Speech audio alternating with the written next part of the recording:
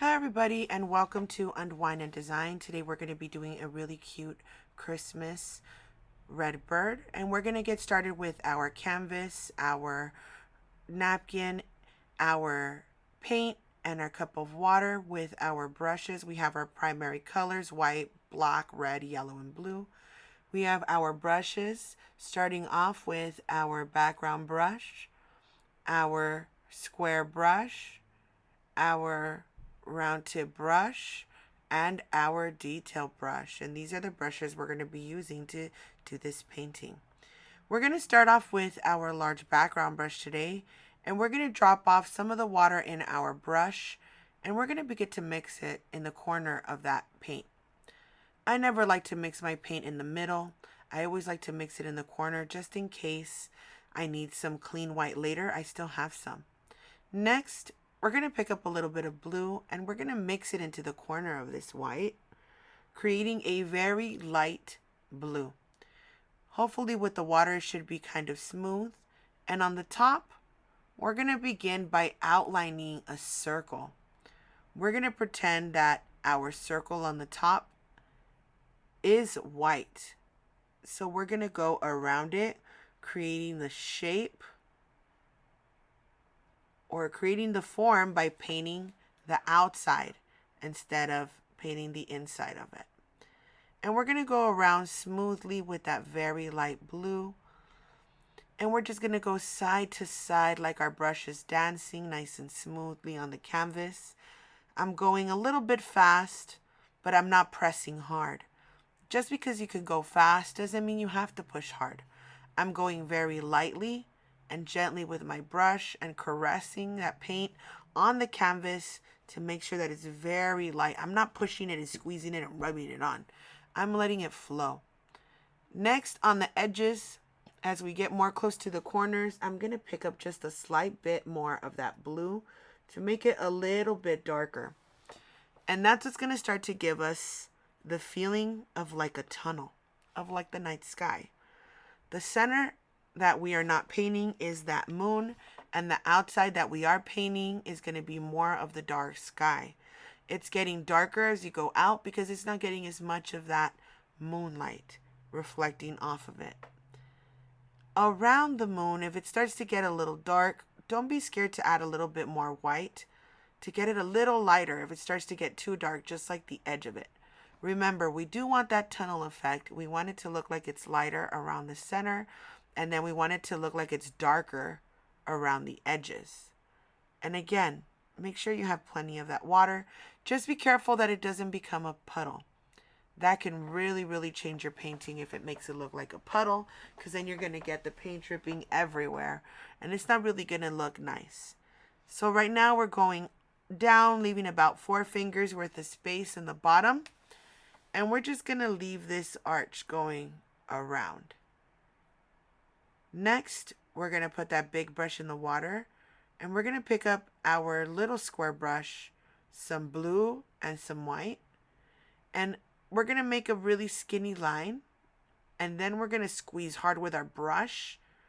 And it's going to give us a big chunky line. So skinny, and then it gets big when it gets closer to you. And pay attention to that line. It's a little lighter on the top too, and it's a little darker towards the bottom. Next, we're going to get that brush, get a little bit of white, and we're just going to start to fill in a little bit of that mountain space. Even if it blends in with that blue, that's kind of what we want. So we have a nice light shadowy effect or nice light glare of that night sky on our snow. Again, we're just kind of scraping a little bit of that light blue, and then we're adding some water to help spread it around just so we get a nice light glare. Next, with that white, I'm going to get my brush long ways, and I'm just going to make lines.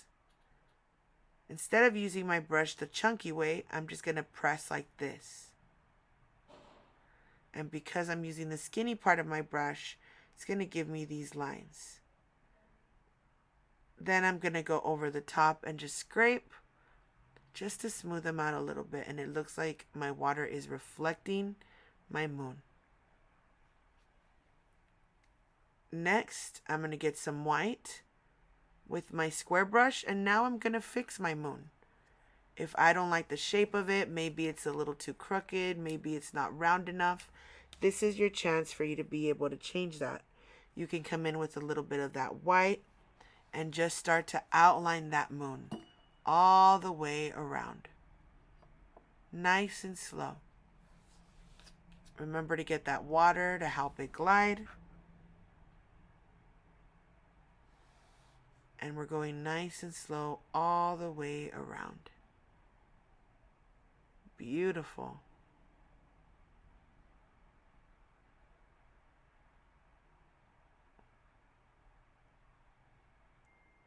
Next, we're going to pick up our round tip brush, and we're going to pick up a little bit of this red.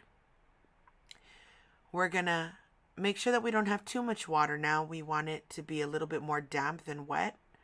And we're going to pick up that red, make sure that we have enough loaded on our brush to come in and in the middle do a small red circle. It's going to be about the size of a quarter. We don't want it to be too big. From here, we're going to start to shape out the body. We're going to get a little bit more of that red, and we're going to make a little line going underneath, and we're going to make like an upside down water drop. It's going to be round on the top, and it's going to come to the point on the bottom so that it looks like a little birdie. Next, we're going to make a triangle underneath to make it look like the tail feathers. Also filling that in with some of that red. And as the red dries, we're going to come in and add more layers just to make sure that that red is very thick in color and that it's not too transparent. Next, we're going to get our detail brush and we're going to add a little bit of red to our black. Just a little bit of red goes a long way, and we're going to use that red just to create a little burgundy, and we're going to add an outline around our little birdie, around our tail, and we're going to create a tiny little beak that looks like a triangle on top so that it looks like the bird is looking up. And again, the color may look like it's black, but it's a burgundy color that we added. Next, from here, we're going to be picking up our round tip brush and we're going to start to work on our branches. I'm going to add a good amount of water to this black to make sure that it's nice and smooth so that my black paint feels like ink and it spreads a lot easier.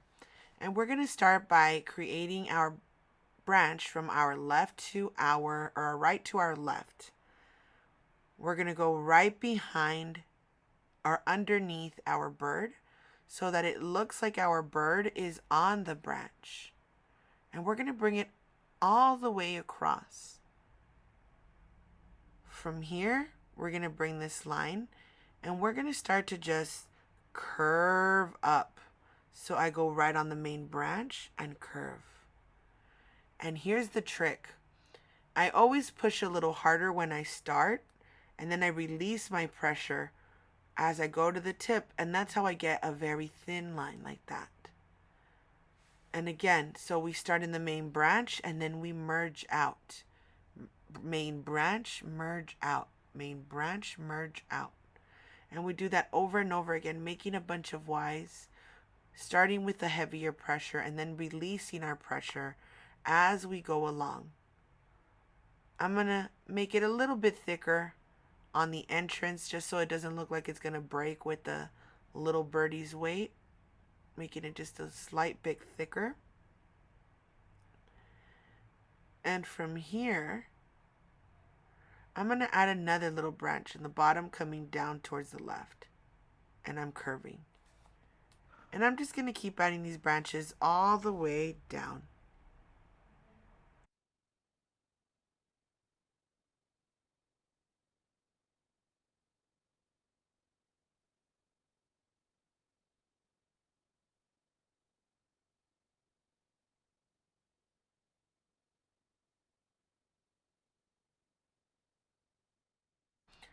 Next, on the bottom right, we're going to add one more branch, merging from the right towards the left, going down. Again, heavy pressure, and then releasing as I go towards the tip. And I'm just adding these very light lines again, creating more branches on the bottom section and top of that main branch.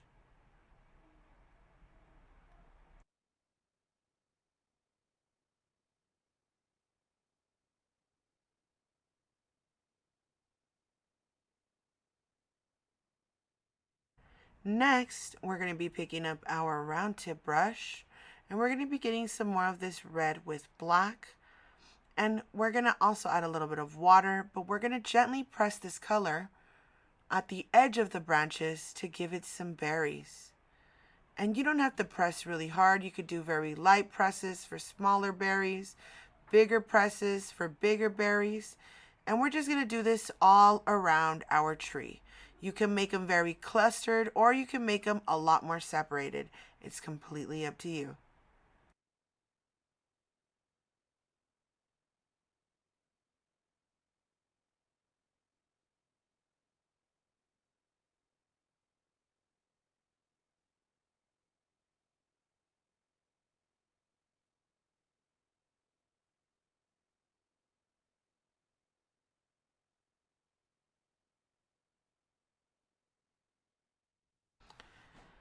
Next, we're going to be using our round tip brush, and we're going to wash it off and add some white so we can start adding these highlights. We're going to add these right on top. If you notice, I'm making all my lines very loose, and I'm putting my lines everywhere where I think that the snow would get clustered in. So I have this section on top of the main branch. I have some sections in the middle of the V's of the branches. Wherever when the snow would fall, you could imagine it landing. That's where I'm adding this white. And we're gonna, again, make it imagine as if it's falling down. And we're adding the snow wherever that would get clustered in, right there in the little sections in the middle. You could even add a couple of these highlights on the berries as well. Just a little bit. Imagine the snow falling and getting on some of these berries. That's what we're working on. If you run out of paint, come back and get a little bit more white. If you get a little bit of red in there too, it doesn't look bad. You can add some of that pink color on your tree as well, and it gives it a really nice highlighted color. I'm also going to add some white to my little birdie just to create a little bit of a highlight. I'm going to make sure I get a little bit more of that water, more of that white. And I'm going to add some stars in that background. I'm just going to come in and add some polka dots. Now that I know where my tree is, I can go all in between those branches and add some stars or some snow scattered all in between those spaces. They could be big and small. It could be clustered or spread out. It's completely up to you. But I feel that these dots really, really add a magical touch to this painting. It's absolutely beautiful.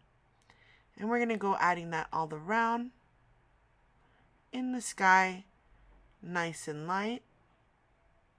After that, you could even put some on top of the water if it's snow. Make it look like it's falling on the water too.